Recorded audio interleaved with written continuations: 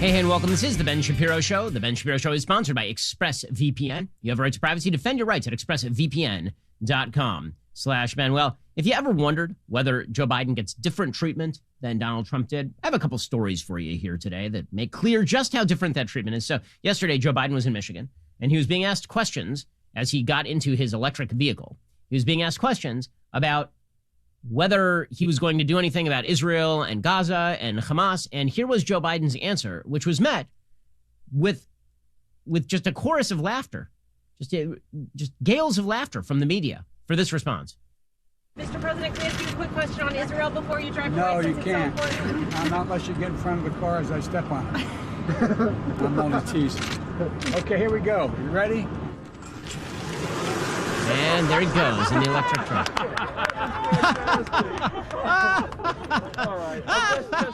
The media. That guy. He's such a character, that Joe Biden, with his threatening to run journalists over in his truck. Now, let me just remind you that if Donald Trump had said anything like that, there would be a week of media coverage about how Donald Trump had threatened a member of the media. Correct? I mean, we all know this is true.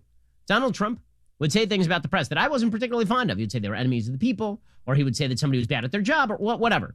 And the media would just, the media would get off on it. It was how they got high. They were sniffing the glue. And then Joe Biden was elected.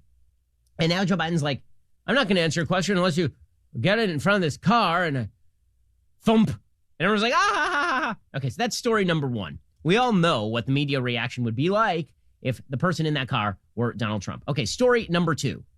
So you will recall that not all that long ago, Colonial Pipeline was hit with a hack. And it turns out that hack may have originated from Russia. Today, the Biden administration announced that it plans to waive sanctions against an ally of Vladimir Putin, who heads the company that is building the Nord Stream 2 gas pipeline from Russia to Germany. Two people with knowledge of the move said on Tuesday.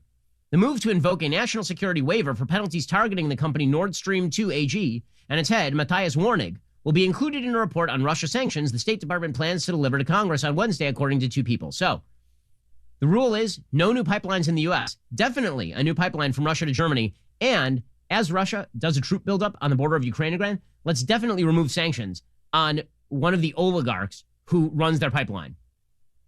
Politico had reported in April that the administration had reversed a Justice Department decision that gave legal approval to place sanctions to Warnig amid an ongoing internal debate over which entities met the threshold for sanctions. Warnig is the deputy chair of the board of directors of Russian oil company Rosneft. Okay, so these are all oligarchical companies that operate at the behest of the Putin administration, where Putin basically puts his friends at the top of these companies and then they get uber wealthy, right? This is where the Russian oligarchs come in. The new move from the Biden administration is likely to draw criticism from lawmakers who've argued that several pipe-laying vessels and entities, including Nord Stream 2 AG and its CEO, could be subject to sanctions under the Protecting Europe's Energy Security Act of 2019, known as PISA. The State Department's report will call for 4 companies and 4 ships that are supporting pipeline construction to be put on the sanctions list.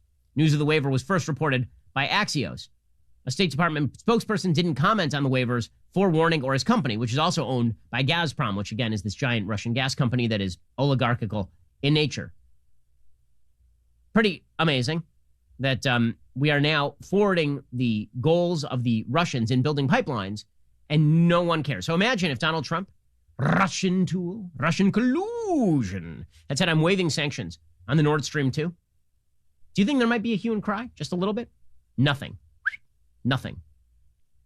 Representative Michael McCall of Texas said, if the Putin regime is allowed to finish this pipeline, it will be because the Biden administration chose to let it happen. I want to be clear. This pipeline is not a simple commercial project that could frustrate our relationship with Berlin. It is a Russian malign influence project that threatens to deepen Europe's energy dependence on Moscow, render Ukraine more vulnerable to Russian aggression, and provide billions of dollars to Putin's coffers. But again, this is supposed to be the administration that stood up to the Russians. Yeah, not seeing it. Not seeing it like at all, actually. And meanwhile, major controversy has broken out over the January 6th commission. So Republican leadership has signaled that it is not in favor of the current construction of the January 6th commission. There was talk about putting together a commission to investigate exactly what went on January 6th and who was involved and who said what and all the rest of this. Now, normally you would have called that like an impeachment inquiry, right? They could have done this. If they could impeach after Trump had left office, which was originally the argument, they could have done this as part of the impeachment inquiry. They could have actually done the full-scale commission by the Democrats. They didn't because they wanted to rush it forward. But now they want to do it because obviously they wish to make political hay. right? All the people who are engaged in criminality are already being prosecuted. The FBI has already arrested a bunch of people, put a bunch of those people in solitary confinement. And Marjorie Taylor Greene, who is a broken clock, who is right twice a day, and she made the point on the floor of the House yesterday. I'm noticing that a lot of the people who were engaged in the Capitol riot on January 6th are in solitary confinement. I'm noticing that Antifa and BLM are being championed by the Democratic Party. I find that kind of weird. She is not totally wrong about this, Marjorie Taylor Greene. Studies show 570 protests in 220 U.S. locations turned violent over the summer. Are those not insurrections? The $1+ billion in riot damage is estimated to be the most expensive in insurance history. It resulted in up to $2 billion of damages in 20 cities across the U.S., mostly concentrated in L.A., Detroit, Miami, D.C., and New York. Indeed, we should have a commission to study the violent BLM and Antifa mobs that have plagued American cities this past summer. Okay, so here's the thing. Is she wrong? I'm wondering why. So people are saying these two things are unconnected. Okay, so say they're unconnected. Say they're unconnected. How about this? How about a deal? January 6th commission, and in return, BLM commission. They can be separate commissions. They can have separate constituencies. But why exactly is it that the Democrats are pushing forward with the January 6th commission and not the BLM stuff? Well, I think we all know the answer to that. I think the answer is pretty obvious on its face. Now, President Trump, for his party, says this is a politically driven commission. That is obviously true. Even Mitch McConnell, who was very harsh on the January 6th rioters, obviously, even Mitch McConnell was like, it kind of depends on how you staff this commission. Or if you're talking about we're going to appoint some people outside of the government who are bipartisan in nature to do an investigation, sure, why not? But if we're talking about a bunch of Democrats like Adam Schiff coming up with theories, no, we just did 4 years of that and it sucked. Here's Mitch McConnell. Even though the commission appears to be balanced, my staff tells me that, in fact, the majority, the chair, who will be determined by Pelosi and Schumer, control all the staff hiring. So I'm not saying that we have decided this should not go forward, but if it's going to go forward, it needs to be clearly balanced and not tilted one way or the other, so we have an objective evaluation. I have a question. Why is that controversial? So people on the left and in the media are like, that's super controversial. How dare he? He's trying to stymie this. Or the 9/11 Commission was a bipartisan commission that took place by a bunch of experts outside the government.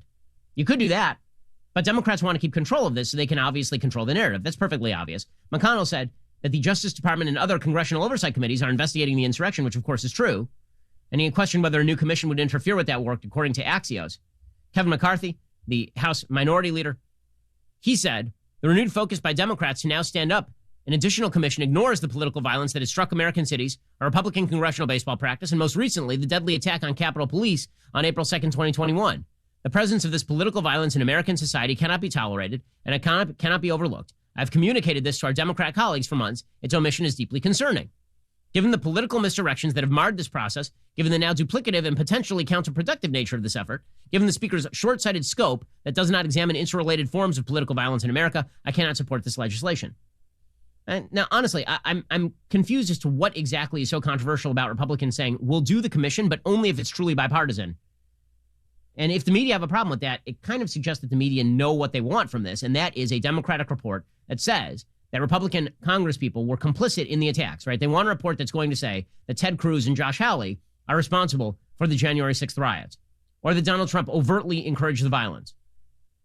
They want a report that's going to lump in the Capitol rioters with everybody on the right so they can suppress everybody on the right. That is the goal here.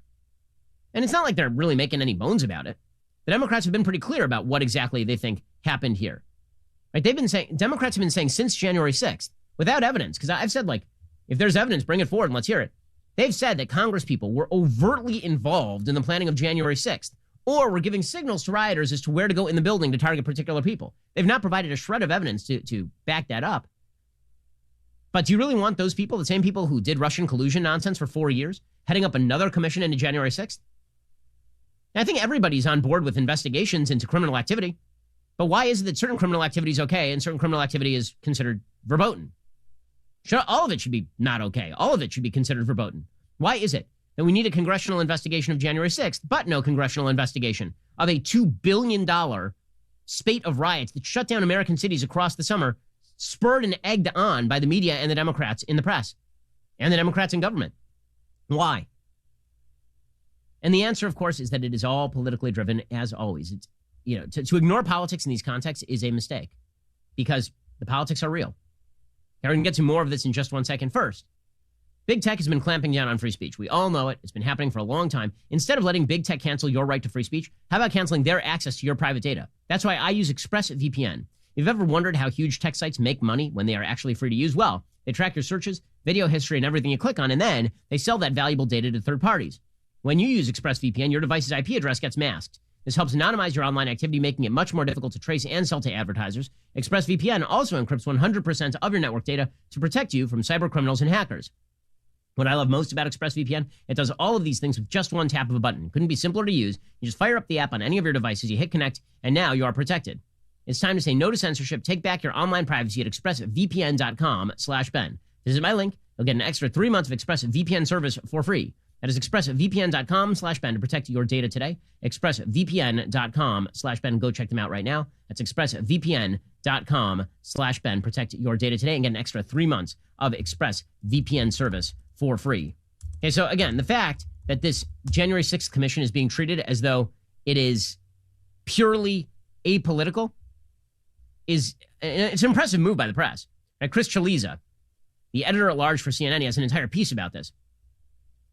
He says that the Republican position doesn't make any sense because the legislation that would have created the commission was developed by Representatives Benny Thompson of Mississippi and John Katko of New York, and Katko had made clear he was negotiating on behalf of and with the imprimatur of the Republican leadership. So what's really going on here? Well, maybe Katko didn't get a deal that other Republicans wanted to sign on to. Chaliza says it's because McCarthy doesn't want to be subpoenaed or testify under oath about his phone conversation with Trump on January 6th. CNN reported that Trump told McCarthy on that call that rioters are, quote, more upset about the election than you are, and the GOP leader responded by insisting that the people overrunning the Capitol were backers of the president and he needed to tell them to stand down. Okay, but as it became increasingly clear that Trump's role in inciting the rioters would not turn the GOP base away from them, McCarthy changed his tune, and so McCarthy is afraid of testifying about all this. I mean, there's probably some truth to that. There's probably truth to the fact that McCarthy doesn't want to talk about what Trump said to him and that he would like politically to get this behind him. It's also true that that's pure politics. And pure politics is the name of the game for the Democrats, which is, of course, the reason why they want to call McCarthy. Right? The reason that they are prolonging this at this point, despite the fact that everybody who engaged in criminal activity has been investigated by the DOJ, the reason for this is not because they want to impeach. I mean, what's the outcome? This should be the question. When you do a commission like this, is it to learn for the future? What exactly are you expecting? Is the goal to shame the other party into doing something? Because it seems like that's been rather unsuccessful. Is the goal to make political hay to get yourself elected, which seems like that's really what this is about? Is the goal to get people prosecuted or impeached? Because the prosecutions are going forward, and you already tried impeachment. What's the goal? I think everybody knows the goal, including the Republicans, which is why they're like, yeah, no, thank you. We're not super into it. Okay, so that is where things stand with this commission. To pretend that you're right, it is political by Republicans to face down the commission, and it is political by Democrats to pursue it in the way they are pursuing it. End of story. The New York Attorney General, Letitia James, she has now announced that the bad orange man, Donald Trump, he's a criminal. The Trump Organization is a criminal investigation target. Now, you'll recall that when Letitia James came into office, she did something that no good prosecutor does. She said, I'm going to target Trump. Okay, now, that's not the way prosecutors are supposed to work. In fact, that's the way prosecutors are definitely not supposed to work. You are supposed to target a crime, not the person you don't like, because that would be the definition of selective prosecution. Is that I see Bob, I don't like Bob, I'm going to prosecute Bob. That is not the way being a prosecutor is supposed to work. Letitia James came into office promising to do this. Well, now she says she's going to go after the Trump Organization for some sort of criminal tax issues. According to Jazz Shaw over at Hot Air, it's a great day for most of the mainstream press outlets because they were given a special gift by AG of New York State last night. Nothing drives traffic like another orange man bad headline. And Letitia James put out a press release last night saying her years-long investigation into every nook and cranny of the Trump Organization has moved from a civil investigation to a criminal investigation. Of course, few details were offered. The best explanation for this is the possibility the complaints from bitter ex-Trump lawyer Michael Cohen may have resulted in the discovery of incidents where the Trump Organization inflated the value of some of its assets in an effort to negotiate favorable interest rates on loans or similar financial tricks. But as long as they can tie the word criminal to Donald Trump's name, there were some champagne corks popping at the AG's office. According to NBC News, we have informed the Trump Organization our investigation onto the organization is no longer purely civil in nature. We are now actively investigating the Trump Organization in a criminal capacity, along with the Manhattan DA. We have no additional comment at this time, said Fabian Levy, a spokesperson for the office, in a statement. Tish James, the Attorney General, has been at the forefront of legal action against Trump's family business. So, again, this is not a shock. Letitia James announced when she entered office that she was going to resist Trump. She's been working with the Manhattan DA from the beginning. Says Jazz Shaw correctly, this entire saga has really been an embarrassment for New York State. If you look deeply enough into the books of any large commercial enterprise, you'll probably eventually find someplace where its bean counters have colored outside the lines. Meanwhile, James holds a position as the top law enforcement official in the nation's fourth largest state. It's a state where the crime rates have been steadily rising, particularly in New York City. You rarely, if ever, hear a peep out of James about that. But how much money has been wasted on going after Trump? A lot. Okay, so one of the things that is so weird about this is if Democrats really believed that Donald Trump was not a dangerous political threat, if they really believe that, then why exactly are they attempting to get him criminally? I mean, I understand that Letitia James is doing it because she wants to make a headline and she'd like to run for governor at some point. I get that. But Democrats seem to be all up on the Donald Trump is a criminal, throw him in jail. Well, if you're a Democrat and you really don't fear Trump, wouldn't you want him running? Like, wouldn't you just be pushing him out there? Instead, they're all celebrating that there's a criminal investigation supposedly into the Trump Organization. Trump, for his part, plans on doing rallies again. According to MSN.com, his Bloomberg, former President Trump expects to resume rallies with 2 events next month and one around July 4th. The office, Trump's team is still determining the venues for the rallies. The resumption was first reported by the New York Post. He's expected to appear May 22nd at a fundraiser for a new super PAC that he is backing. It's being held at the Trump National Golf Club in Bedminster in New Jersey. He's been making a seasonal move from Mar-a-Lago in South Florida up to Jersey for the summer, because it's hurricane season down here. So Trump wants to remain relevant. Democrats apparently want to criminally prosecute him, which is more wish fulfillment than anything else. Because even if you were able to go after the Trump Organization for something criminal, it's going to be very doubtful that it gets to Trump personally. You're going to end up going after his accountants.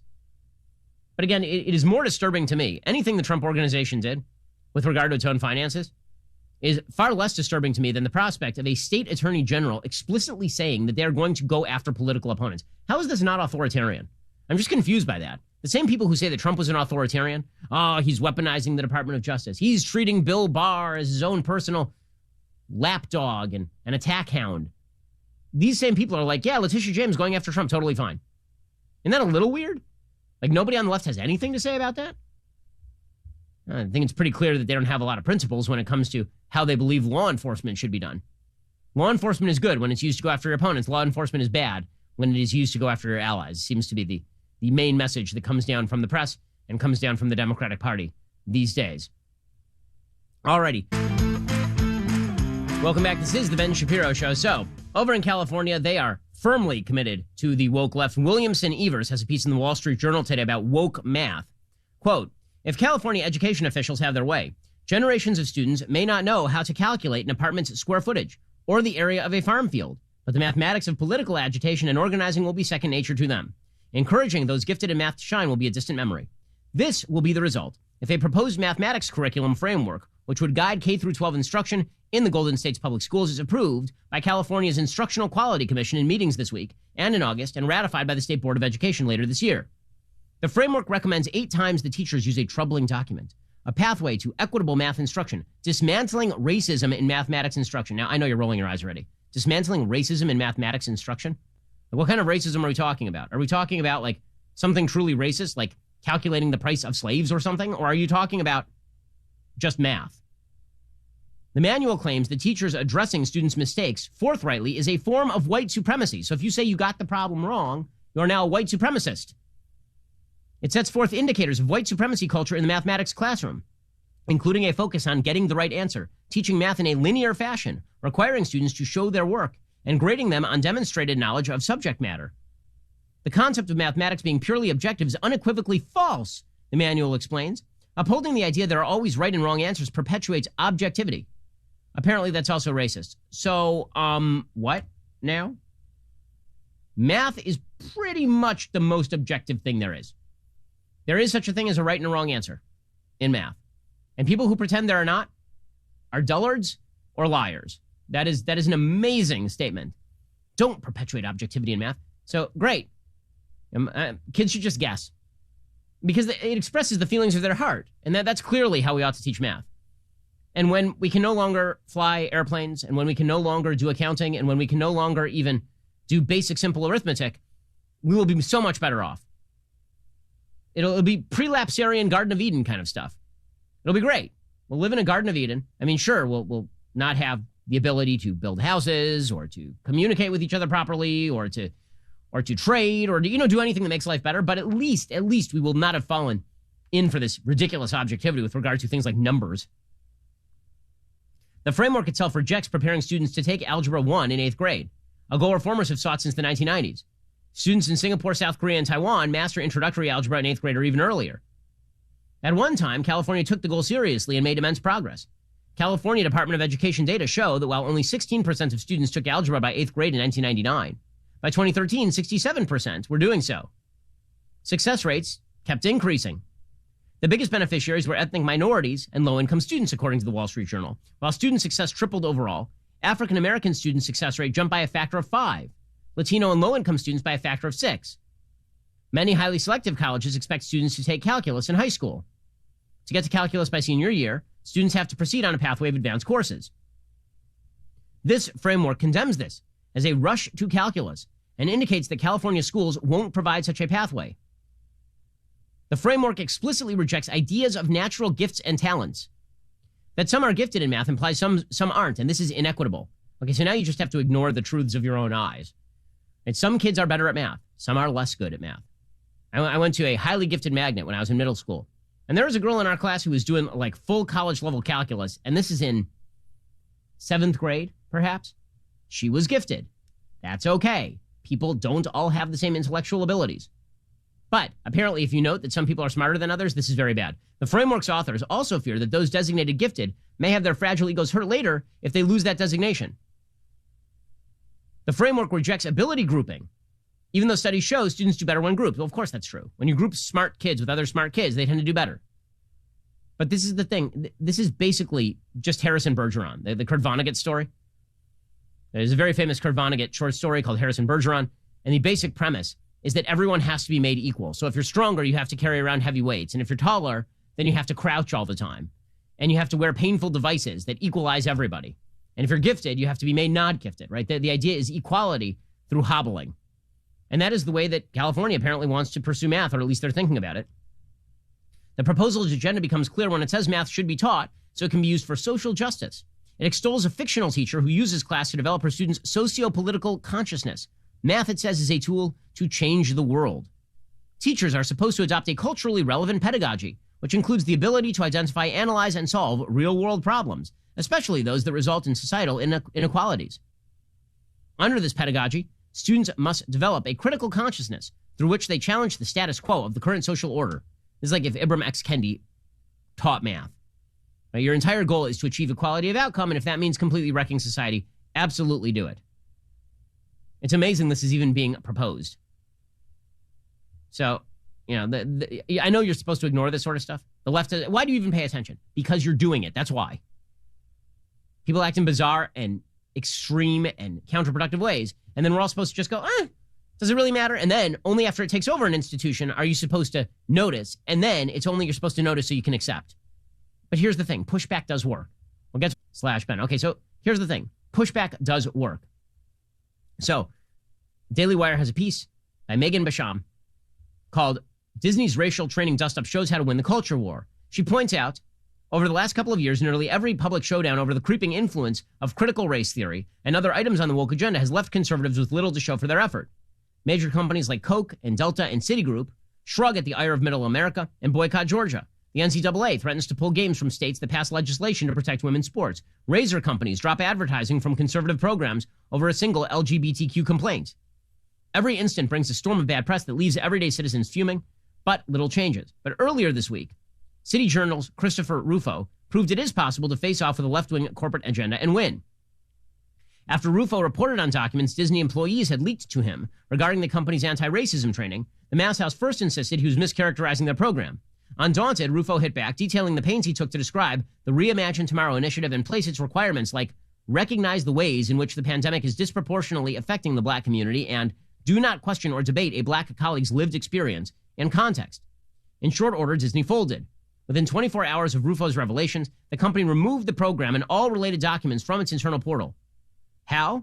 The key, he told Daily Wire, is shining a blinding specific light on woke practices that previously went hidden. And this is the key, right? When you form an intransigent coalition that does not accept the bullcrap that is being promulgated, it makes it very difficult for those in the middle to resist you. This is something that the left has known for a long time. I talk about this in my new book, The Authoritarian Moment, that is coming out in July. I talk about how it is the left renormalized all of these institutions. The way they did so, they created an intransigent minority. That intransigent minority refused to take no for an answer and then just made demands. And everybody in the middle just went along to get along. They don't want to be bothered. People generally just want to be left alone. And the left knows this, and so they are very loud, and they are very specific, and they push on very specific buttons. Well, the right can do the same thing, and the fact the right has not done the same thing demonstrates that we don't understand basic tactics. Small groups that are organized to push back against idiotic ideas can, in fact, have a major impact. You got to pick the right situation to hit, and then you got to hit hard. Rufo's doing a great job over at City Journal by doing that. Okay, the reality is that the right needs to do this much more often, because it's not that corporations are inherently woke. They're not. It's that corporations are inherently cowardly. Corporations run screaming from controversy. So the left creates artificial controversy. Corporations run screaming from it by embracing the left. The right can do the same thing and should do the same thing. This is why I'm pretty excited about a new conservative group that's been launching a campaign against woke capitalism targeting CEOs by name. According to CNBC, a conservative group is launching an advertising campaign designed to push back against what it sees as woke capitalism, spending more than $1 million on ads targeting the CEOs of Coke, American Airlines, and Nike. The ads are sharply critical of the CEOs on a range of issues ranging from childhood obesity to allegations of forced labor in China.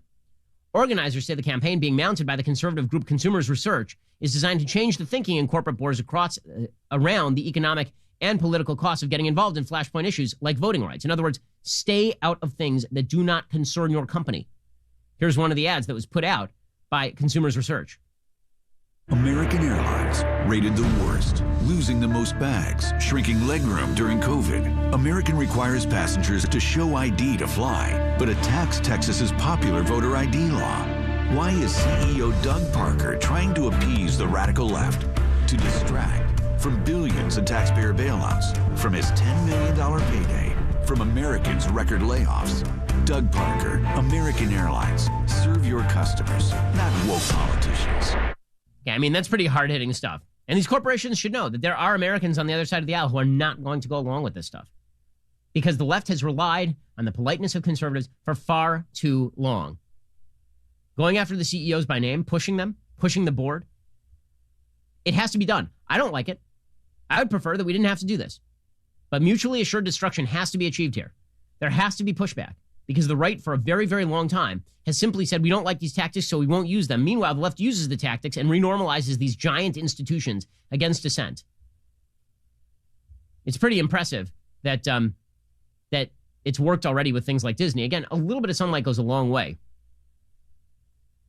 50% of people who were surveyed by Fortune magazine agreed that CEOs have a responsibility to speak out on important social and political issues, and should continue to do so. But another 50% said CEOs have recently gotten too involved in commenting on social and political issues and need to pull back.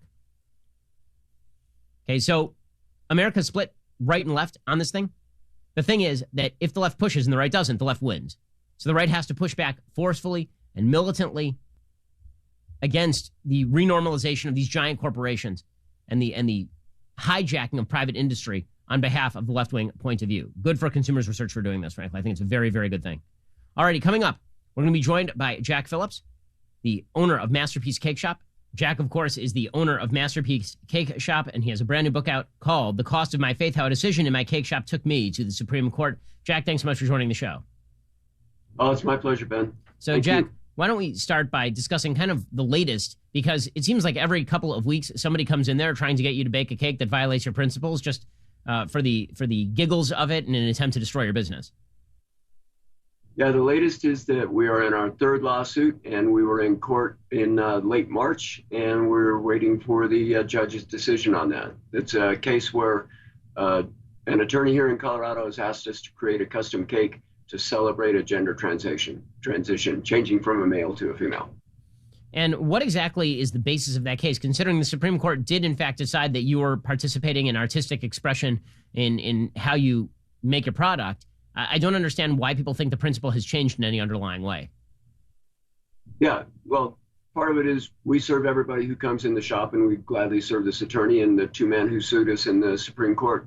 And the Supreme Court ruling was clear that the government showed open and unpermissible hostility to me and my faith, and didn't treat me equally with other cake shops in Denver area. So the commission is doing this again. Well, the commission was doing it again in Masterpiece 2, and now the attorney is doing it personally in a civil lawsuit. So, Jack, it is perfectly obvious at this point that a lot of folks out there are targeting you, indeed, because of your faith. I mean, this is not just about they want a cake. They're specifically coming to your shop. They're attempting to cudgel you into violating your own faith. Where do you think this animus is coming from? The animus in this case, I know, is coming from the person who is suing me. He has been in touch with us since back in 2012 when the original case started, sending me emails and calling me a hypocrite and a hater or a bigot, and asking us to create a cake celebrating Satan with smoking a joint, and offering to the commission to sue me in place of the two men who did it in the first place. So it's not just obviously the people who are coming after you, who are suing you, who have expressed this animus, as you mentioned, and as you talk about in your book, The Cost of My Faith. These are government agencies that have expressed open animus to religious people. These are government agencies that have specifically targeted you based on religion and made clear that they would not treat somebody who is similarly situated and secular in the same way. Right. A man in Denver here went to 3 separate bakeries and asked them to create custom cakes with a sentiment that was anti-gay marriage, and they all turned them down. And the Civil Rights Commission agreed that they could turn them down because it was a message-related issue. And I agree with that. But they, at the same point, said that mine was not message-related, that it was because of the orientation of the two men who came in. But that's not it. I told the two men, I'll serve you in any other way that I have. You know, you can buy anything out of my showcase. I'll make other custom work for you. I just can't create this cake because of the message expressed by it.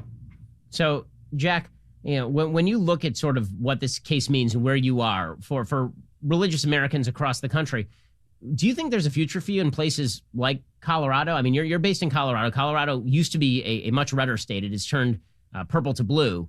And it seems like a lot of folks, people like me, you know, I moved out of California. I moved to Florida specifically because I was seeking a redder area, because I feel like the left is coming for religious Americans of nearly every stripe. And so it may turn out that there are basically religious safe zones in the United States. Is that how you're thinking at this point? Yeah, our shop is a very small shop. It's a family shop. My wife and I own it. My mom used to work here. My daughter works here. And if it can happen to me, it can happen to anybody. But every American should be able to live and work freely according to their conscience without fear of punishment from the government like this. And if it can happen here, it can happen anywhere. Jack, talk a little bit about the impact on you, the impact on your family of all of these lawsuits, and the fact that you've become sort of the tip of the spear in terms of the anti-religious assaults in the country. Yeah, at the beginning, the Colorado Civil Rights Commission ordered me to either create every wedding cake that people asked me to, regardless of the design. I wouldn't be able to turn away a cake that was, say, adult-themed or pornographic. I would have to create the cake, or just stop making wedding cakes. And so the wedding cake business was a very important part of our business. It's a large percentage of our income. And then, you know, after that, then we get the death threats and hateful emails. And my wife was afraid to come into the shop at different points because of the craziness going on. And just the open hostility of the government, you know, directed directly at us with these lawsuits. It's been difficult watching my wife go through deposition. People don't know what deposition is, but it's the opposing attorney having up to 6 hours to try and destroy your credibility. And then watching them go through the trial and the examination, that was very hard. So, Jack, obviously there are a lot of people who feel for you and who also see in you a threat to their own way of life. How can they help you out, considering that the assaults continue? Yeah, the best thing, obviously, is to pray for us because, you know, we need that. And God's help is always the ultimate help that we can get. But people calling us and giving us support that way are awesome. Also, people want to read my story and the cost of my faith and understand more clearly, that I do serve everybody, and I just can't express every message that people ask me to. That's helpful if they get that idea. Well, the book is The Cost of My Faith, How a Decision in My Cake Shop Took Me to the Supreme Court, and the author is Jack Phillips. Give it a read. It is definitely worth the time. Jack, really appreciate your time and your bravery on this. Well, thank you so much, Mr. Shapiro. I appreciate you having me.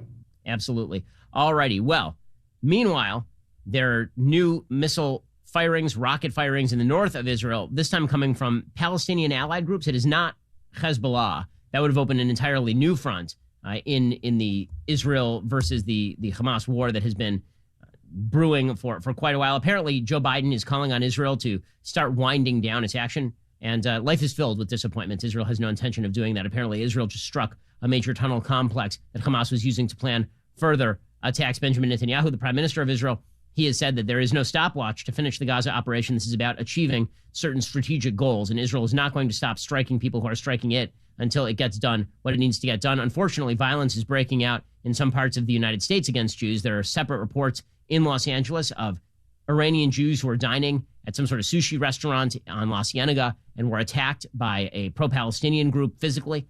There are stories from same sort of area, La Brea area, in which an Orthodox Jew was walking down the street and was chased by trucks that peeled off of a Palestinian caravan. Things are getting ugly out there. It is just necessary to note at this point that for all the talk about how anti-Zionism and anti-Semitism are completely separate, I'm noticing an awful lot of crossover. By the way, in the least shocking news of the day, it turns out that Rashida Tlaib, blatant anti-Semite, headlined a fundraiser hosted by a guy who promoted Holocaust denial. Shocker. Absolutely shocked. I can't believe it. Note, Joe Biden paid tribute to Rashida Tlaib yesterday. So if you're wondering about the moral standing of the Democratic Party, wonder no further. They are moving in precisely the wrong direction in the most, honestly, the easiest moral bet. These are easy ones. If you can't side with Israel over Hamas, don't know what to tell you. This is an easy moral decision. You're listening to The Ben Shapiro Show.